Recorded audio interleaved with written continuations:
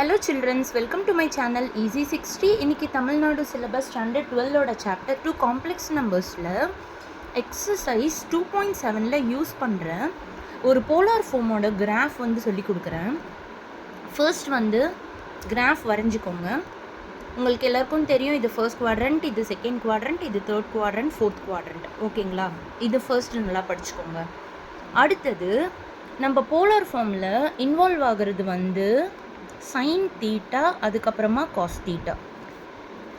இதில் sine theta cos theta வந்துட்டு real part, sine theta வந்துட்டு இமேஜினரி பார்ட்டு.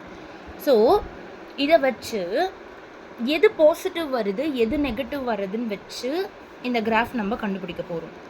இங்கே வந்து இது ஆல்னா சைன் காஸ் ரெண்டுமே.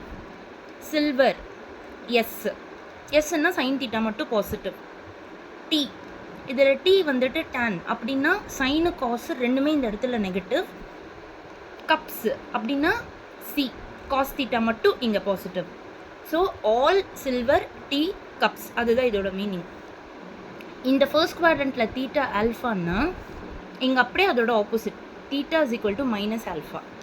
இங்கே தீட்டா வந்து பை மைனஸ் ஆல்ஃபான்னா இங்கே தீட்டா வந்து minus pi plus alpha.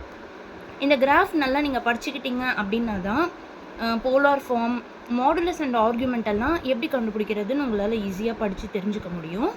Thank you children.